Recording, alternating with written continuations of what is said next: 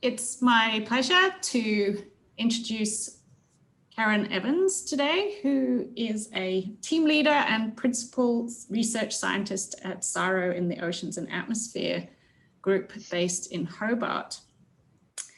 She works on sustainable marine resource management, mostly looking at fisheries, but also predators and other species as well. And Karen has contributed to many different international activities, including the Integrated Global Assessment on the Marine Environment and the WMO Weather, Climate and Fisheries reports.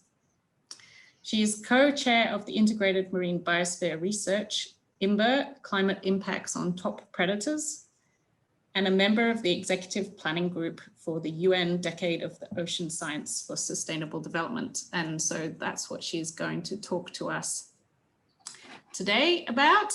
Thank you so much for accepting our invite, and we look forward to hearing more about how Australia can and will be getting involved in this UN Decade of the Ocean that will start in 2021. So thank you, Karen. Thank you very much for inviting me to give this presentation today. My name is Karen Evans. I work for CSIRO, Oceans and Atmosphere in Hobart, and I also am currently a member of the Executive Planning Group for the UN Decade of Ocean Science for Sustainable Development. And I'll talk a little bit about the role of that group and how we've been helping to guide some of the planning associated with the decade. So a little bit of background to begin with. So why a decade on ocean science? What has really spurred the UN to declare such a decade? In the early 2000s, the Millennium Ecosystem Assessment was released, and then following the Millennium Ecosystem Assessment, the first global integrated marine assessment, or the World Ocean Assessment, was released. And both of these reports really, I guess, painted a not so great picture for our oceans, while there were certainly some good stories to highlight, particularly in terms of some of the recovery of threatened and conservation dependent species. Overall, the picture that was painted by both of these assessments were that our oceans were actually in a decline in overall health, and that current use of the oceans by humans was unsustainable looking into the future. At the same time, the OECD asked CEOs around the world what were their greatest concerns looking forward in terms of things that would impact their companies. And you probably won't be able to read the fine detail of this particular picture, but essentially of the top 10 concerns that CEOs had, five of those, were associated with changes in the environment, including biodiversity loss, extreme weather events, natural disasters, climate change, and man-made environmental disasters.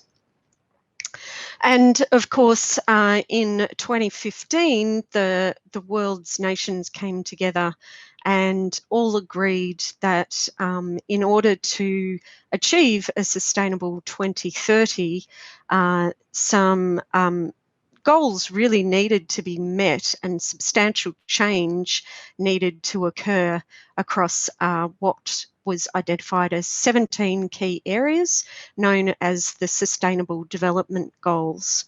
So there was a lot of thinking going on that human behaviour really needed to change, and we needed to up our game in terms of striving to achieve a sustainable future. Since then, there have been subsequent reports that are also telling us that we really need to change our game and think about how we're going to achieve a future that continues, that allows the ocean to continue to provide the essential services that it provides to humans on Earth. And really think about whether our scientific efforts in addressing some of the impacts on the ocean were adequate enough, and what is needed to accelerate those efforts in order to achieve the Agenda 2030. So the Intergovernmental Oceanographic Commission, recognising that there was a growing body of evidence that some catalysing actions needed to be focused on the ocean, put forward a series of proposals to the United Nations General Assembly, proposing for a decade of ocean science for sustainable development, and tagged that proposal, "The Ocean We Need for the Future We Want."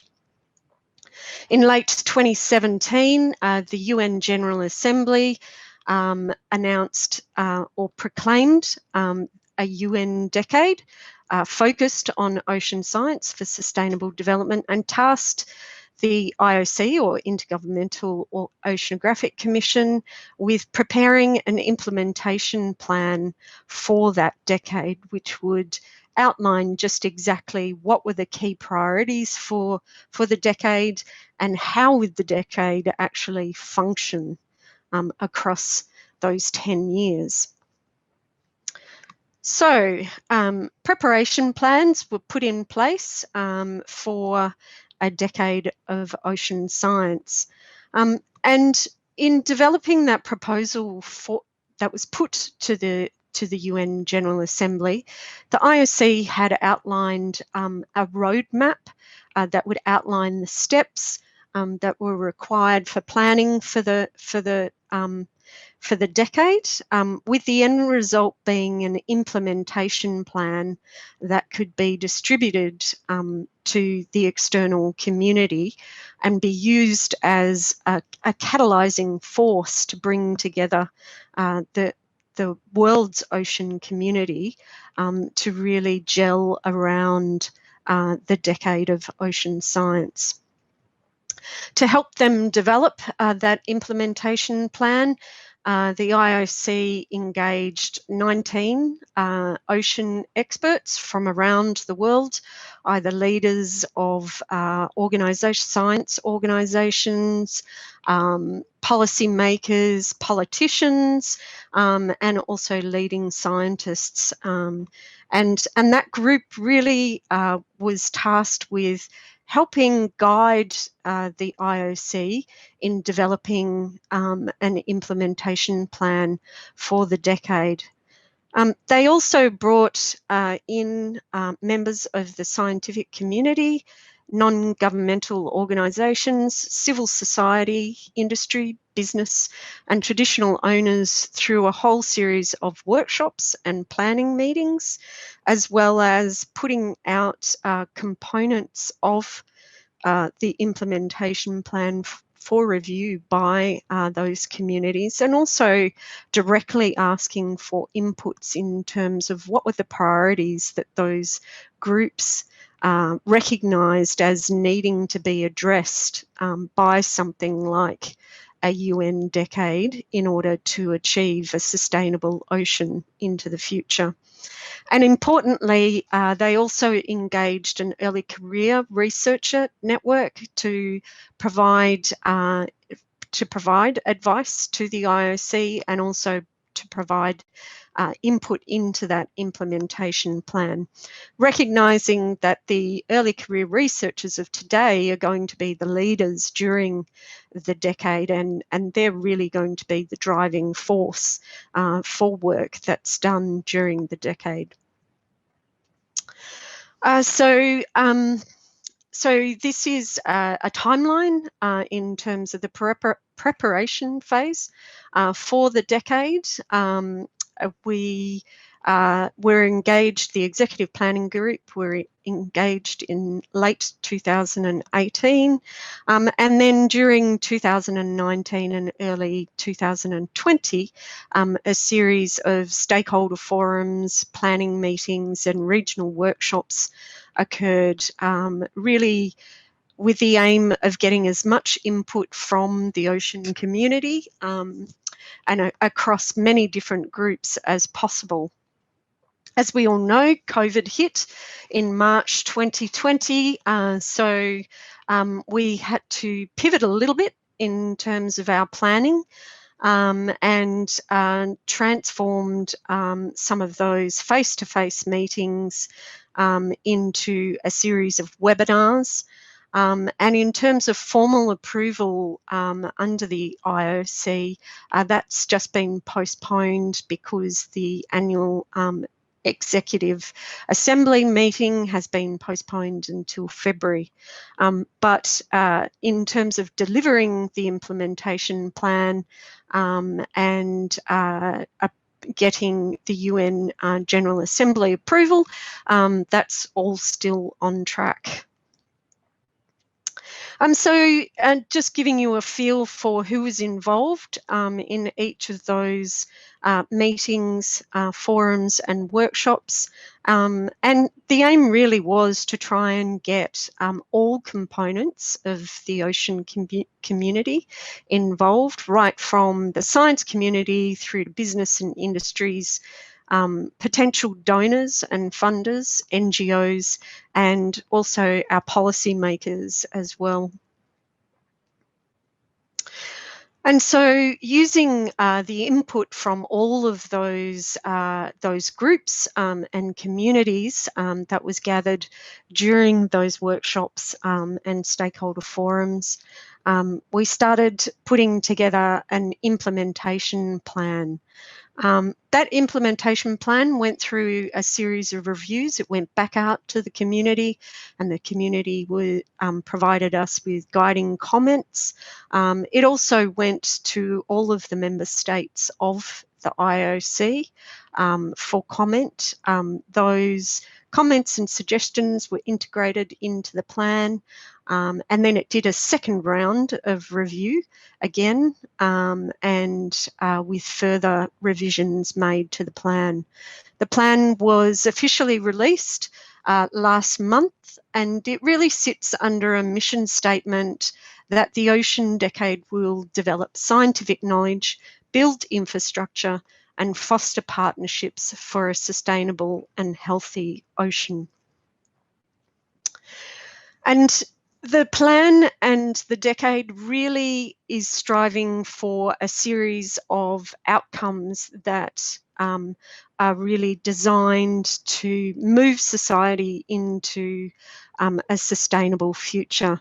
It has 7 what are called societal outcomes that it would like to achieve over the decade, and they include a clean ocean, where sources of pollution are identified, quantified, reduced or removed, a healthy and resilient ocean where marine ecosystems are understood and managed, a productive ocean supporting sustainable food supply and a sustainable ocean economy, a predicted ocean where society understands and can respond to changing ocean conditions, a safe ocean where lives and livelihoods are protected from ocean-related hazards, an accessible ocean with open and equitable access to data information, technology and innovations, and importantly, an inspiring and engaging ocean where society values the ocean in relation to human well-being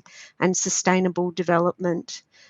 We know that if we are to achieve a sustainable future, it's really going to need substantive changes to human behaviour and the way that society values the ocean.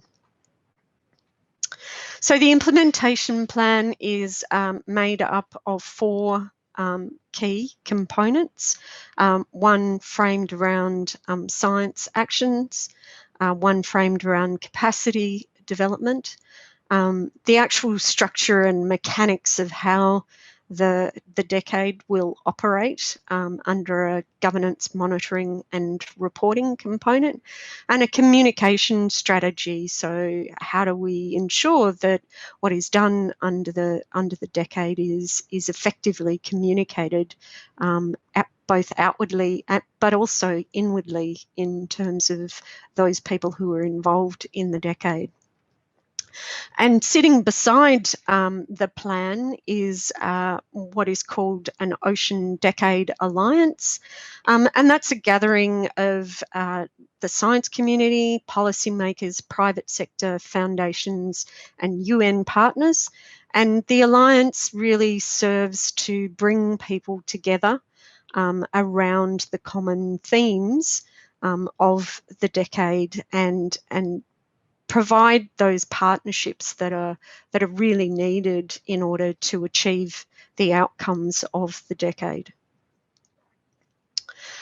So the science component of the decade is really driven by what are called decade actions, and they're the kind of projects and programs and contributions that the community will make to the decade. And those are organised around a set of 4 broad science objectives. And in connecting those objectives, the actions, the objectives to the outcomes, the 7 outcomes of the decade, is a series of challenges that can really focus efforts in terms of contributions to the decade. There are some guiding principles that overarch the activities of the decade. And they are that actions of the decade should be inclusive in their nature. No one should be left behind. That action should be based on partnerships between many disciplines and sectors. We know that in order to achieve some of those transformational changes, we need to bring many disciplines together, and we need to bring many sectors together. We need to bring science together with industry and business and policymakers in order to affect that change.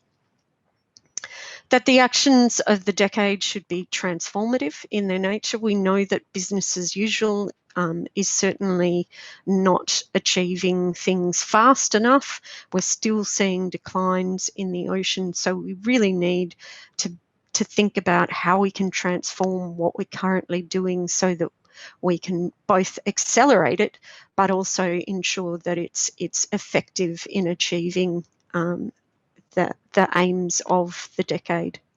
And then finally, that the decade should aim to contribute to an equitable and sustainable future for all. We know that capacity is not equal across the world.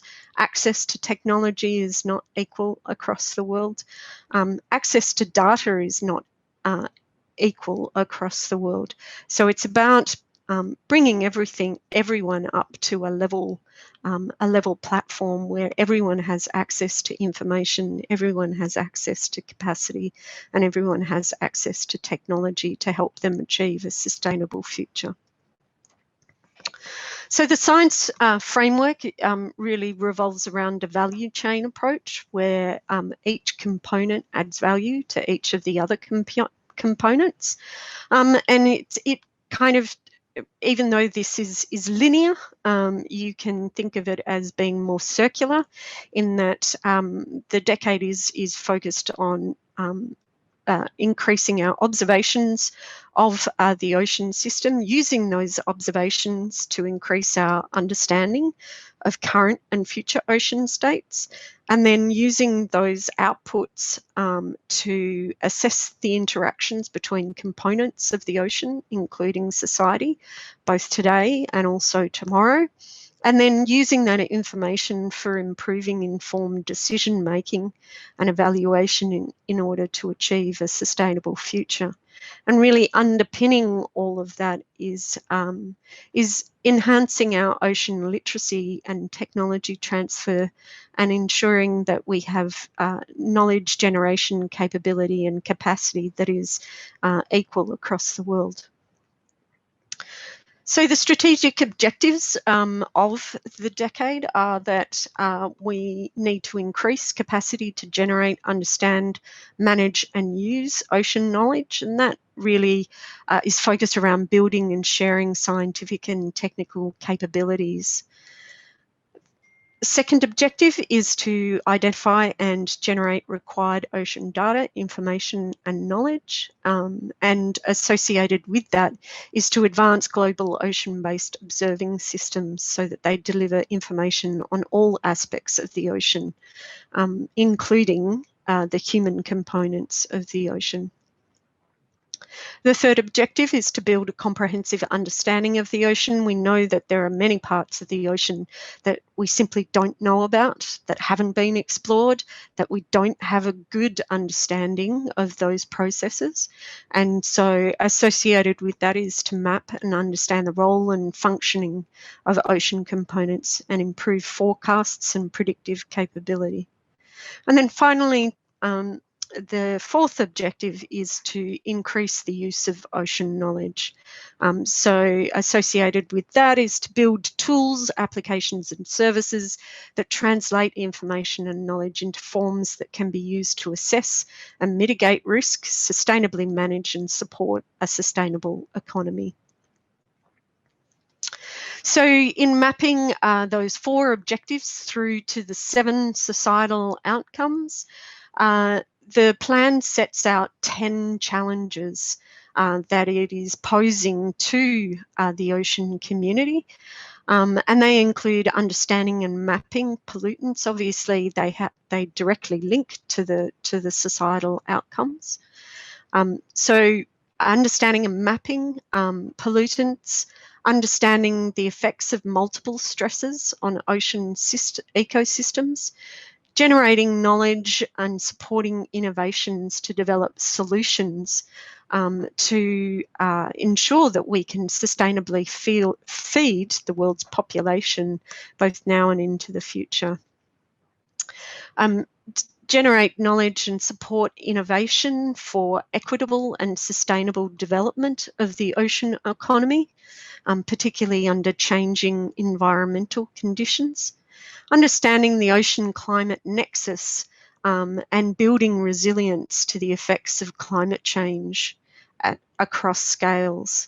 Enhancing multi-hazard early warning systems to protect coastal communities and to prepare them and to increase their resilience. Develop a sustainable ocean observing system across all ocean basins that really allows for that delivery of open access and equitable information. Develop a digital representation of the ocean which provides free and open access for exploring, discovering and visualising the ocean. Ensure comprehensive capacity development and equitable access to data, information, knowledge and technology, and ensure that the multiple values and services of the ocean for human well-being, culture and sustainable development are widely understood. So really enhance the ocean literacy of all parts of society. So in setting out those objectives, how will the ocean decade, how will the aims of the ocean decade and those societal outcomes be achieved? And we've kind of thought about this in terms of a scale of contributions to the decade, and right at the top are large-scale programs, which typically global or regional in scale. They're multi-year, interdisciplinary, and really focused around addressing one or more of the challenges, the 10 challenges. At a level below programs, there are projects which can be regional, they can be national or subnational, but they tend to be more of a discrete and focused undertaking. And they may sit within a program, but we recognise that they can also sit outside of programs as well. Activities which are one-off, standalone initiatives, such as a conference or a workshop, they can be associated with projects or programs, and typically will directly contribute to enhancing actions around one or more of the challenges. And then contributions, which are really focused around provision of a necessary resource, whether that be funding or an in-kind contribution to either programs, projects or activities, or to the coordination costs of the decade. So thinking about how those various, I guess, organisations of contributions might be recognised within the decade. Programs, there will be regular calls for programs, for submission of programs for endorsement under the decade, as there will be regular calls for projects. Activities and contributions can be they can be endorsed at any time. They can be submitted and endorsed at any time. And in thinking about some of the overheads associated with having something recognised under the decade, there is obviously a reporting system that needs to be undertaken, given that this is a United Nations initiative, and the IOC needs to report back to the United Nations General Assembly in terms of what's actually happening under the decade. But that reporting system is a very light touch system, trying with the idea that really any overheads need to be kept to an absolute minimum. So how does this all fit together? So we have the UN General Assembly and the IOC governing bodies sitting right at the top, and a decade coordination unit or secretariat, which will sit with the IOC. That secretariat or coordination unit will be advised by a decade board, and that decade board will be made up of various UN organisations or programs, so that would include the Division of Oceans and the Law of the Sea, the United Nations Environment Programme, the Food and Agriculture Organisation, to name a few. It will also have a range of scientific experts as well as community leaders. It will have NGO representation, and it will have industry and business representation as well. Underneath the Secretariat will be a series of decentralised coordination structures, and these might be offices or collaborative centres, regional organisations or networks, or national committees that really are. The aim is to have at least some form of structure that programs and projects can be organised broadly and coordinated regionally or nationally. Sitting beside all of that is the Decade Ocean Alliance, and where most of us will actually fit is at this level, either at the program, projects, activities or contribution level, and so most of our interactions will actually occur with these national or regional organisation structures and perhaps directly with the Decade Ocean Alliance, either through partnerships with industry or business, or through direct funding through some of the members of the Alliance. So things to keep in mind: the Ocean Decade is not a funding mechanism. None of the UN decades are funding mechanisms. Rather, they're global calls to action, and they really rely on the global community self-organising themselves. What they do provide, though, is the potential for leveraging opportunities. So programs, projects, actions don't necessarily have to be funded to apply for endorsement. An endorsement might strengthen potential proposals in terms of making them more attractive to funding agencies. The Decade also provides the opportunity for profile raising. Once a program, project or activity is endorsed under the Decade, you then get a lot of support in terms of profile raising from the UN. It also provides an opportunity for enabling partnerships across scales, and also connections between the science community, business, industry, and philanthropy as well.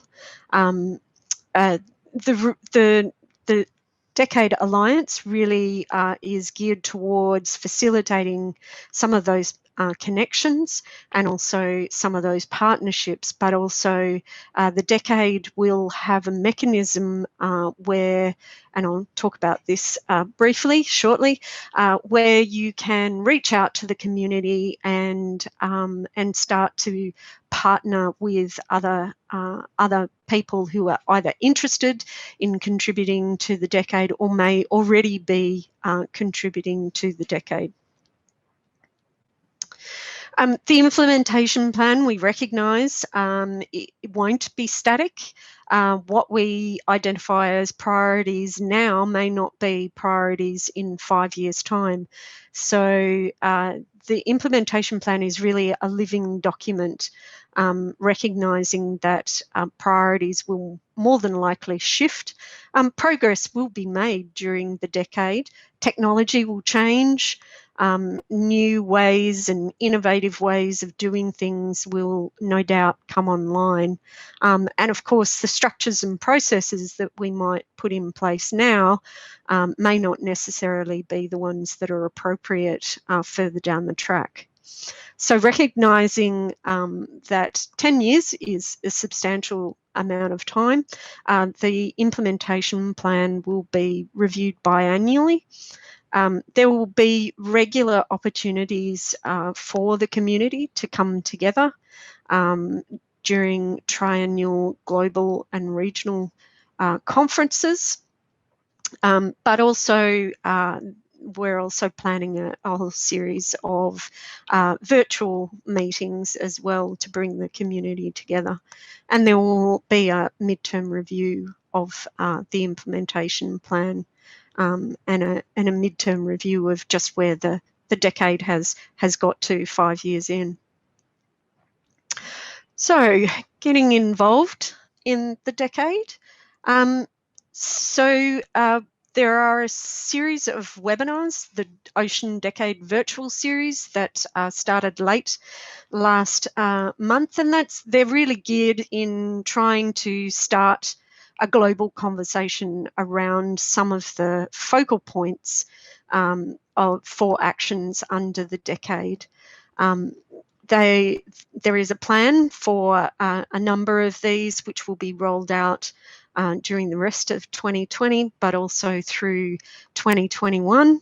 And they have obviously different focal areas that they're looking at, and are being hosted by a whole range of organisations and groups. Thinking locally, the Great Barrier Reef Foundation is leading the development of a webinar around embracing Indigenous and local knowledge in the Ocean Decade. But there may be others that you might be interested in taking part in. The first call for Decade Actions has just been released, and that call will be open for the next 3 months.